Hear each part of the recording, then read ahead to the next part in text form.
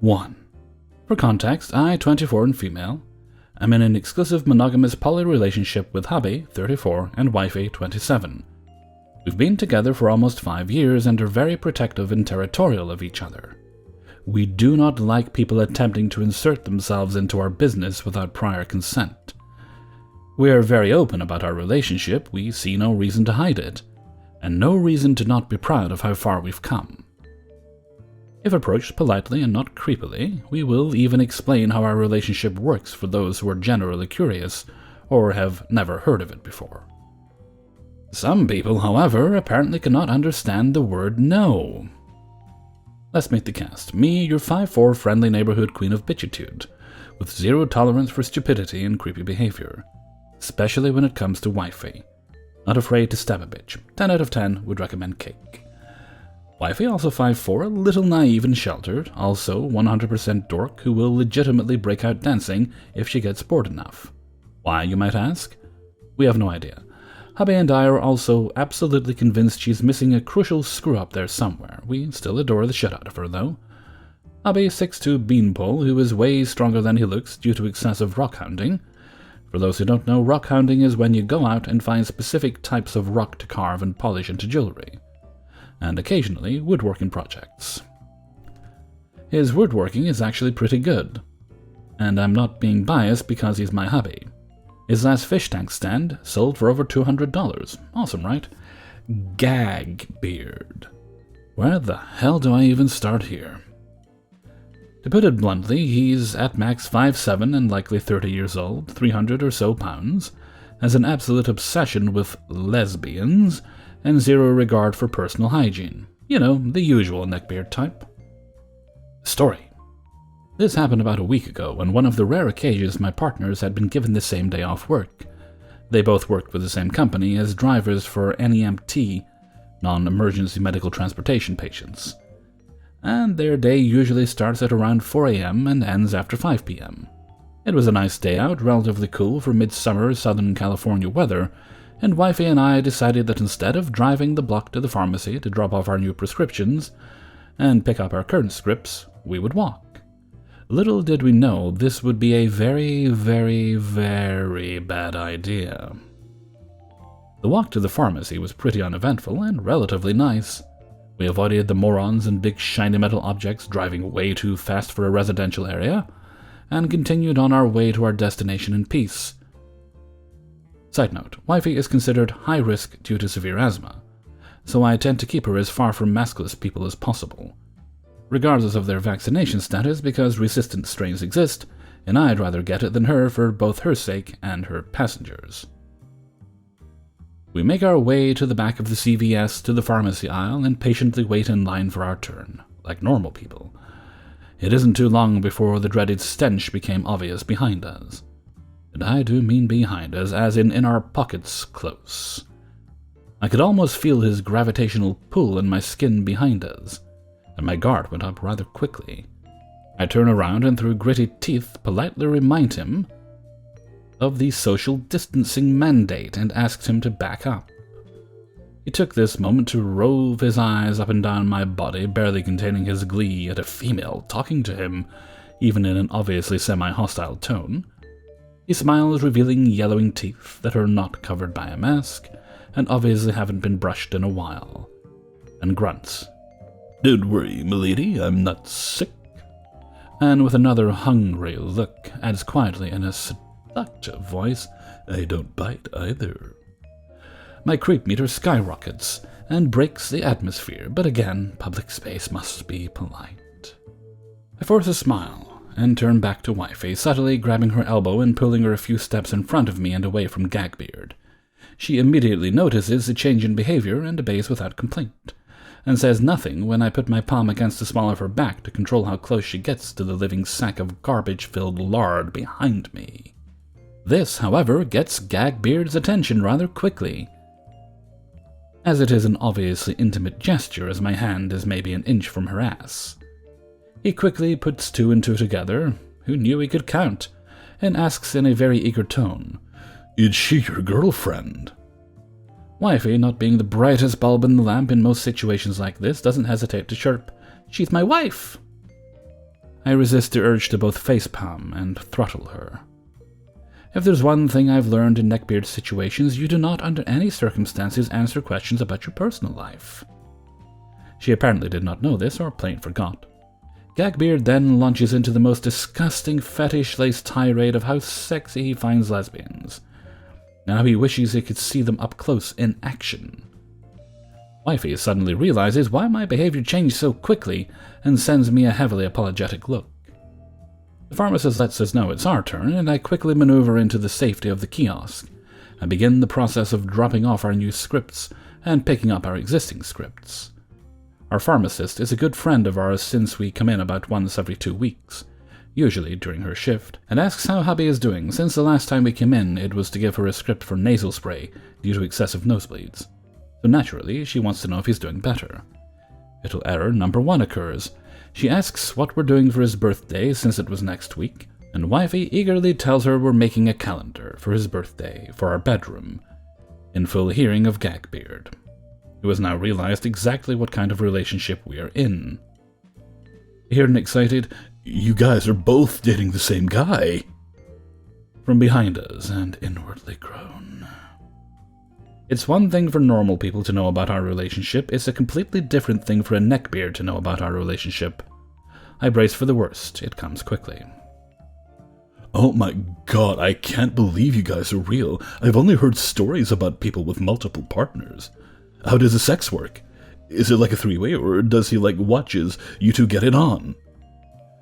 Wifey cringes and hurriedly grabs our prescriptions as our pharmacist friend asks him to quiet down and reminds him our relationship is none of his business.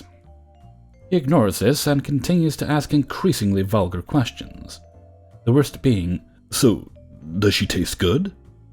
Sensing this is not going to end anytime soon, I grab Wifey and yank her toward the exit, power walking as fast as I can away from Gagbeard, who suddenly realizes we are trying to run away from him.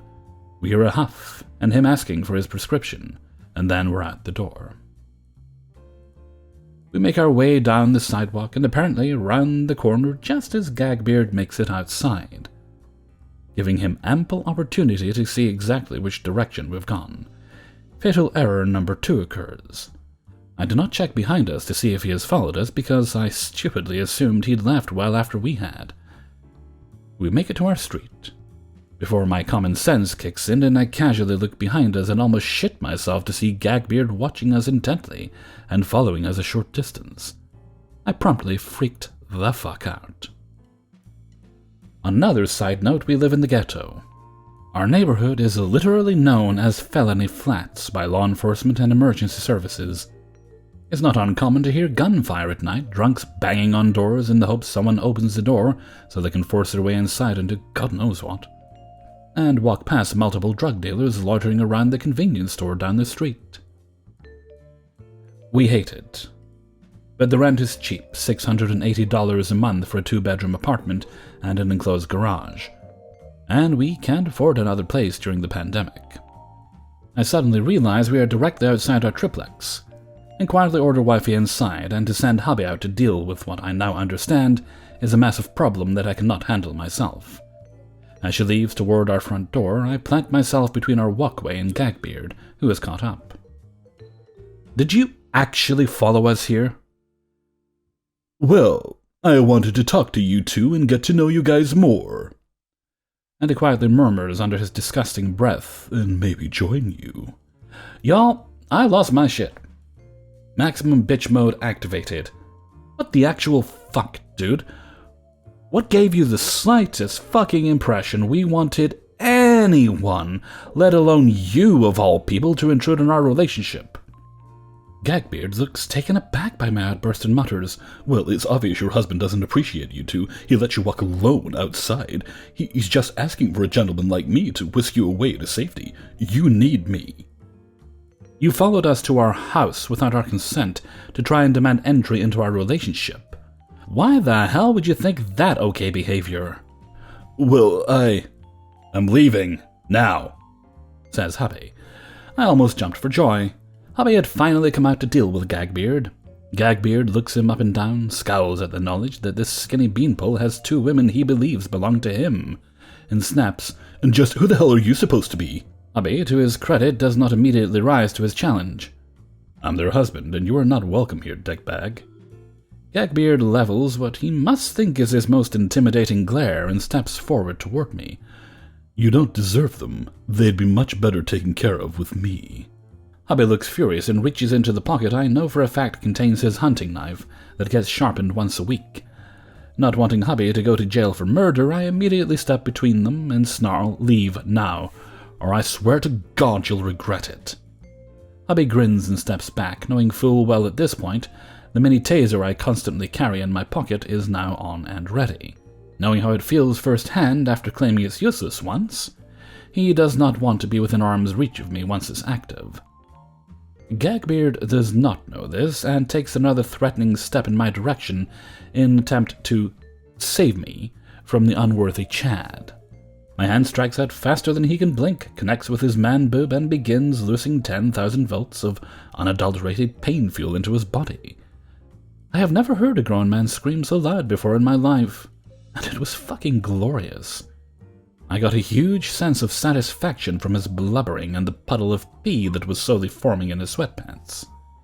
And that's how we left him, writhing on the concrete in pee-stained pants and tear-soaked cheeks. We feel absolutely no remorse for this, and have been patiently waiting for him to come back and liberate us from Hubby's spell. We did hear what sounded like an ambulance outside at one point, but since the taser only gives enough juice to get the point across safely, we weren't very concerned. I also have it legally registered, so fuck you, Gagbeard. No foursomes for you, creepo. 2. So the other day, I was talking with my friends about anime. Now we all enjoy it. But we all agree that hardcore fans take it seriously like it's real life, and it ruins the experience not just for regular fans, but for incoming fans who may be scared off by the amount of gatekeeping. So I was thinking to myself, I notice there's a pattern with people posting stories on Reddit about their neckbeard friends who are obsessed with anime and fanfiction. And I enjoy those two things myself, but I couldn't understand why it's so popular with neckbeards. And here's my theory. Let's take a common anime everyone knows, Naruto. What is the main character like? Lonely, acts out to get attention, nobody likes him, wants to be stronger than everyone. Then we have Sasuke. Cool, his class likes him, and a lot of people constantly talk about how great he is because he is the last Uchiha and a child prodigy. Before I go further, let's bring up the average neckbeard in high school based on the traits being exemplified. Angry, obsessed with anime, bad hygiene, generally unpleasant to be around, and can have contempt for regular people. Let's say he takes a look at Naruto, what is he going to see? This character is just like me. So they latch on to the main character, who at that point in the story is a loser. But then as time goes on, everyone starts to like the main character as he proves himself, and he becomes more and more of a legend. For most regular viewers, this would inspire them, but for the neckbeard, it poses a problem.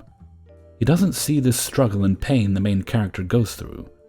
Instead, he internalizes the idea that the main character is like me, and eventually he shows how much better he is than everyone, so that will be me one day. They ignore the character development, and they latch onto the idea that eventually everyone will love me, while refusing to take steps to fix themselves. And we've seen this plotline in multiple series, and we've seen rabid neckbeards latch onto these characters, saying how much they can relate. But eventually they start to resent the show because it doesn't go how they think it should. Let's take Naruto losing to Sasuke at the Valley of the End. Neckbeard doesn't want to see that. He wants to believe the character that he relates to is unstoppable. So what does he do when he gets mad at how the show goes? He rewrites it himself. I used to love Naruto fanfiction, but now that I'm older I recognize some issues with it. The most popular stories are stories where Naruto is super strong with almost no effort, because the gods are making it up to him for a hard life. The plotlines are always overdone, with Naruto being put in Hellraiser-like scenarios where he's tortured. And then, later in the story, They make Sasuke just as unlikable as possible. He cheats, steals, wants to kill everyone and everything, constantly being spoiled, and acts out when he's not the best. Basically, the idea is that they want their hero to be undeniably good and cool, and want the person they see as the enemy to be bad. But here's the thing. If you look at most of those fanfics, you'll notice something. They switch Naruto and Sasuke's personality. Instead of Naruto being the loudmouth, it's Sasuke. Instead of Sasuke being cool, it's Naruto. They love Sasuke for his traits, because he represents the attention they so desperately crave, to be loved by everyone for not doing anything. And Sasuke's new tool personality is Naruto's worst traits on steroids, combined with insanity.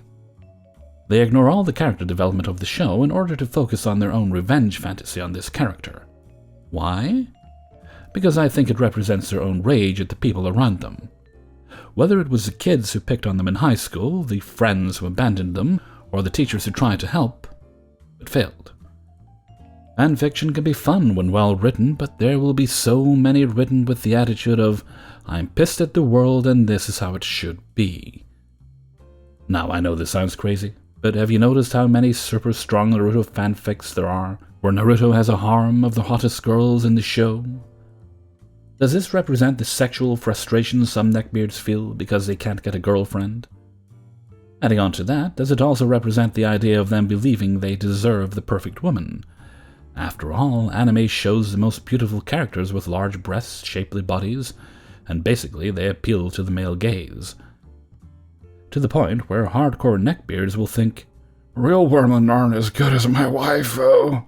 So this leads them to reject the women who may be interested in them in favor of these perfect animated waifus.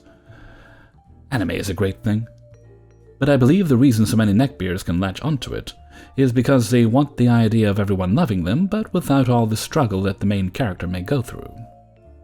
Anyways. Sorry, I know that was a mouthful. And I'm running out of pre-workout right now. But that was just something I felt like I had to get out. 3. For a bit of context, at the time I was 19. I am female to male trans, so my voice is obviously feminine. So I met Pathy through my best friend's friend, Wraith, through a game called Apex Legends. Good game.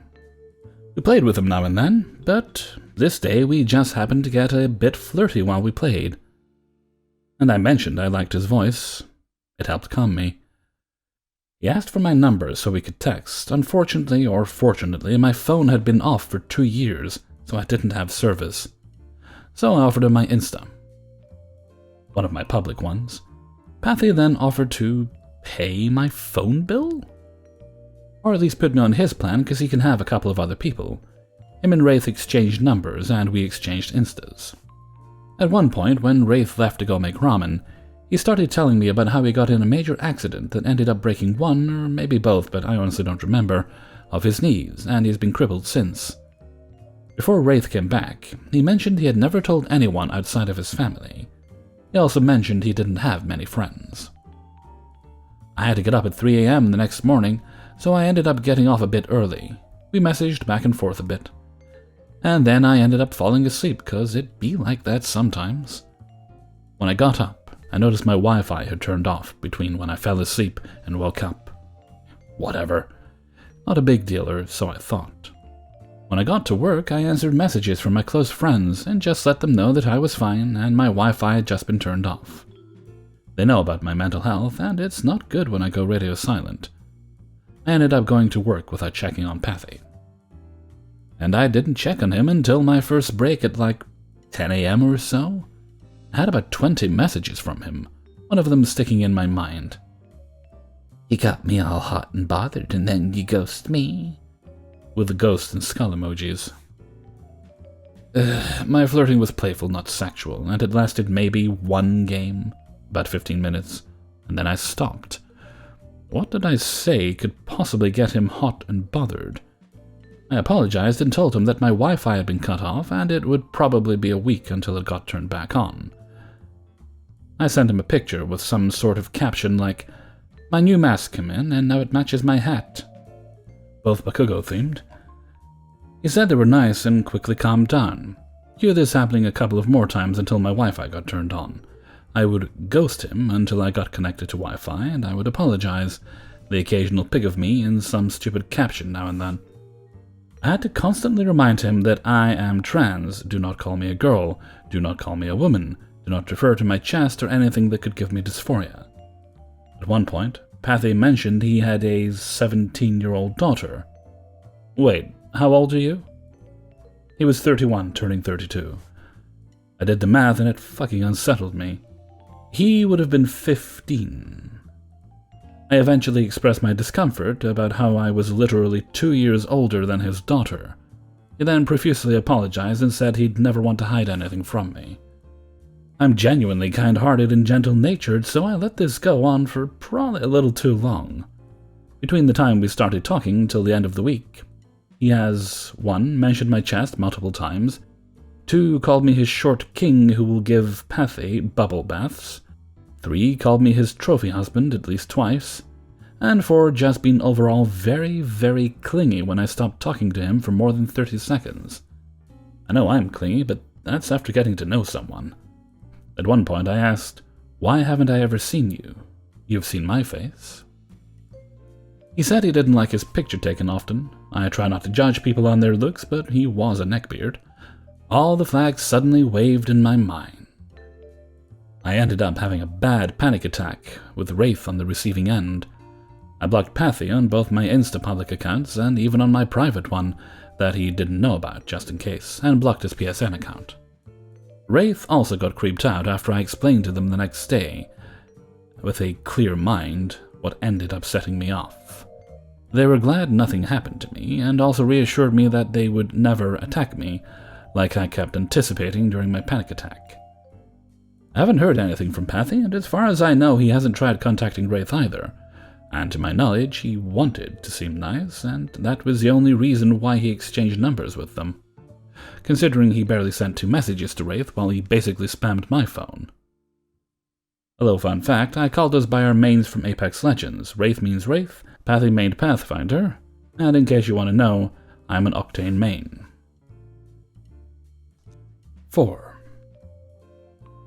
For a bit of background, I help run a theatre group in my town. It's a small group, currently 14 members, and the majority of them have known each other since primary school.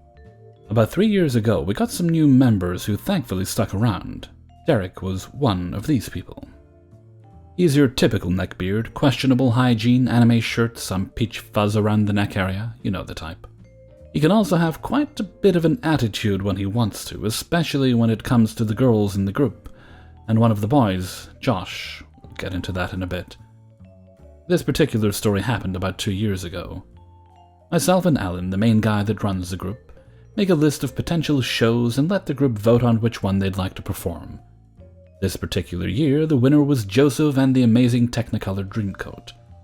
Is it a very cheesy show? Absolutely. But most people in the group, including myself, have very fond memories of watching the show on VHS when they were kids. Besides, there were a good few dance numbers, which meant we could get some of the local dance clubs involved too. Derek didn't like this. He'd been very quiet when we announced the show and started discussing characters, costumes, sets, and such. After everyone had gone home, he came to speak to me about the show. He asked me to reconsider the decision, when it was the group that decided on the show, and explained that he felt uncomfortable doing a religious show as he is not a religious person. I explained to him that he didn't have to take part in the show, but we were not changing the show. Besides, you don't have to be religious to enjoy this show. I'm not religious myself. I don't think most of the group are, and it's not exactly biblically accurate anyways. Derek was not having this and continued to complain about the choice. However, after realizing I was not backing down, he eventually gave up and left. I assumed this was the end of it. Boy, was I wrong. After we decided on who would be playing what characters, we decided to jump straight into rehearsals. This is where things started to go downhill. Derek had been cast as one of the brothers, Levi, I think. However, he wasn't too pleased about this. He wanted to play Benjamin. Bit of a change of tune for someone who wanted nothing to do with the play before. However, we'd given the part of Benjamin to Josh. He was the youngest and smallest member of the group, so it made sense for him to be playing the youngest brother.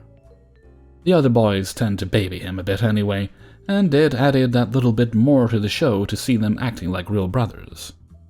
This ended up with another rant from Derek about how stupid this show was in the first place, and generally spouting his atheist views. Anyone who didn't agree with him was an idiot, apparently. This is also when he started to turn on Josh and start treating him like crap. It started off fairly small. He'd scoff and make passive-aggressive remarks about Josh's acting, dancing, and his costume. He'd also kindly remind the others of Josh's age whenever they picked him up, hugged him, or jokingly covered his eyes. There were also several crude moments during Benjamin's Calypso when Josh had to kneel in front of Michael, the guy playing Joseph. I'm sure you can all guess what those comments were about. It made the others feel really uncomfortable. They barely joke around with each other like that, never mind a man they'd only known for a few months. He never took it too far, though, in front of us, as we did have the option to prevent him from participating in the play.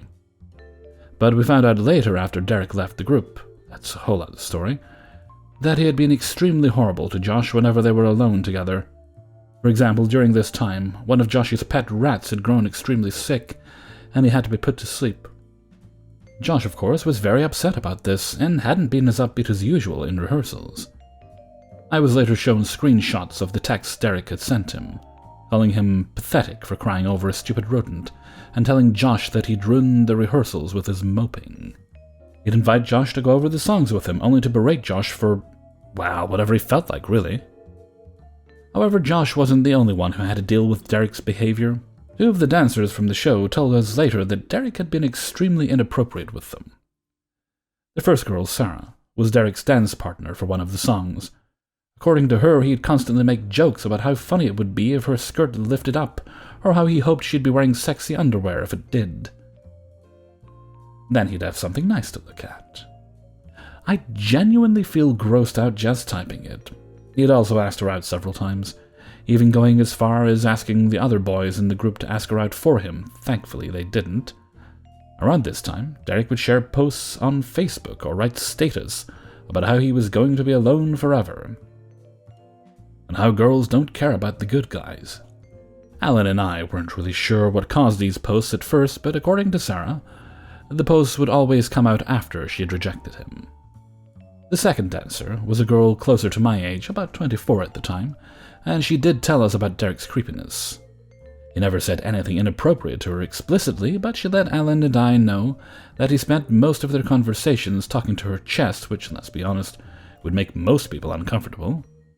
We had a stern talk with him, and for once he actually listened, taking care to look her in the eye whenever they had to speak. Still just creepy to do that in the first place, though. The last thing was a lot less severe than his previous actions, but it actually led to him getting his dad involved and accusing us of harassing him. For our version of the play, we'd opted to have quite a bit of audience interaction, specifically having the brothers jump off stage at several points in the show to interact with the audience and sometimes bring them up on stage. This is where Derek's personal hygiene really became an issue. Derek's hygiene was bad, like to the point we were genuinely concerned until his dad told us that is just how he is. He openly admitted to only brushing his teeth every few days, and he didn't like deodorant because it was for tryhards. In his mind, guys that wore deodorant and such were only doing it to try and impress girls, which I have never been able to understand. Like, what is the logic behind that? Anyway, no one wants to go to a play only to be bombarded with a scent of BO and bad breath, so we tried to sneakily get him to clean up his act. The group would bring in mints and chewing gum, passing them around the group, and eventually to Derek to try and freshen his breath a little. We even decided to all go swimming at one point, just so he'd have to take a shower. Eventually, one of the girl's nephews, a very brutally honest 3-year-old, brought up Derek's odor, much to his aunt's embarrassment. She apologized profusely, but hey, kids are unpredictable. It wasn't her fault. I had a talk with Derek after this. I didn't say anything mean. I didn't really bring up his hygiene too much in case, on the off chance, there was something going on that was impacting his hygiene. As someone who suffered with severe depression, I know how much of an effort it can seem sometimes. I did tell him, however, that the hall gets pretty warm from all the lights and the amount of people, and that it makes people sweat. I suggested maybe keeping some deodorant on him in case that happened, like all the others did. This was apparently the most offensive thing I could have said to Derek, and he went off in one of his rants about how I was singling him out and how we were all discriminating against him for not wanting to contaminate his body with useless chemicals. He eventually left, and the next day, Alan received a very unhappy phone call from Derek's dad, accusing us of bullying his son. Alan basically told him the same thing I had told Derek the previous day. His dad talked a lot of shit about the group after that, slandering us to anyone who would listen, but he didn't take it any further. Surprisingly, though, the show actually went pretty well, if I do say so myself. Derek performed and behaved himself for the most part, though he failed to show up for the last 2 shows. He said he was sick, but I'm not too sure I believe him. Needless to say, those last 2 shows were the most fun to do.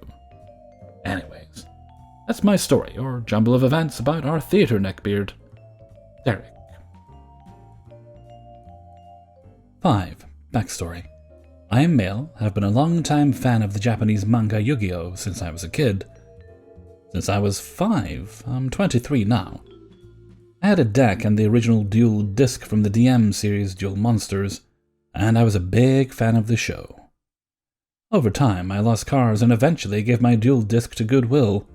They are rare and very collectible now. And lost track of the series and did my own thing.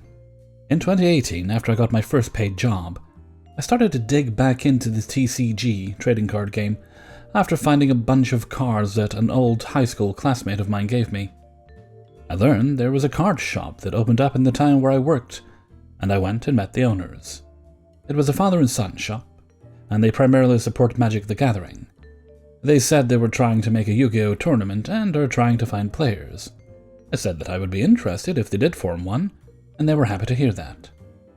I stopped by from time to buy cards and to have the occasional conversation.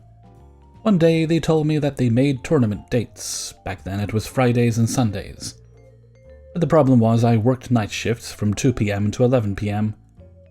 So it didn't work out. Still, I got a new position in the workplace in which I was able to go both days.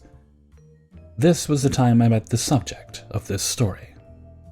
I met Jerry on my 3rd tournament on a Friday. We got along at first, but I then saw what he was truly like. The guy was a total jerk. At the time was playing just a mix of random cards, and I slowly started to make decent decks. He would always play the same deck every single time he came. Whenever he'd win a round, he would gloat to his opponent, and when he loses, he would have a fit.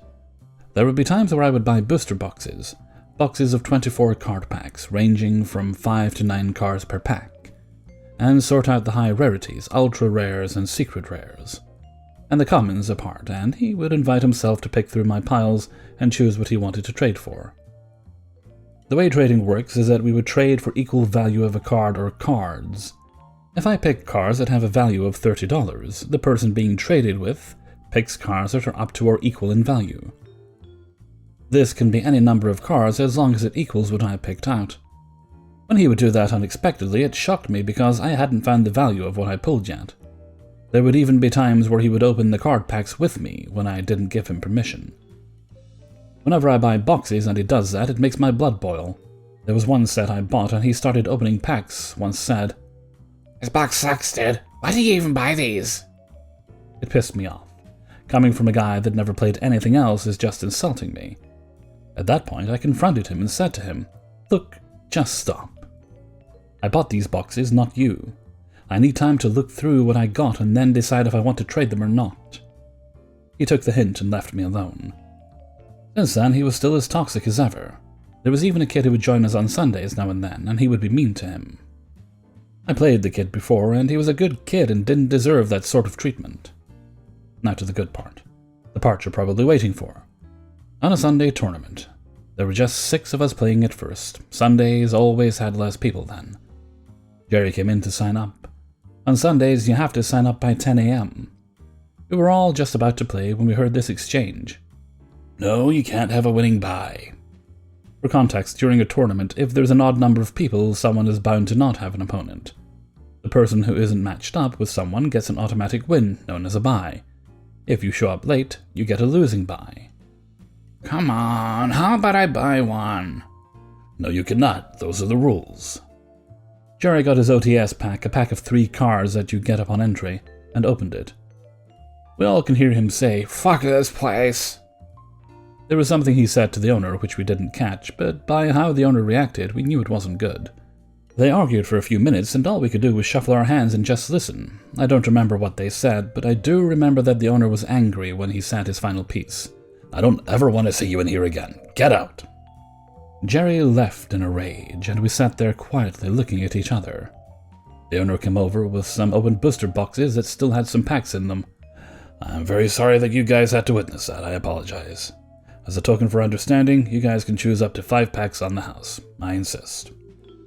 I picked my 5 packs and put them in my backpack till after the round was over. And that day forth, we never saw Jerry at the shop again. I never saw him at all, since that was the only shop I went to. I know there were several other places where you can still play it, but I was glad I didn't have to tell him to leave me alone anymore. Hey everybody, Hellfreezer here, and thank you very much for listening to Neckbeards in the Wild, episode 66. And thank you very much to everybody who allowed me to use their stories in this video. If you'd like to be informed of when I do more videos, then please do like and subscribe. The like encourages YouTube to show the video to more people, and you subscribing makes sure you can see new videos, in theory, when they go up. Alright, what day is this? It's Sunday? Yes, it is. Okay.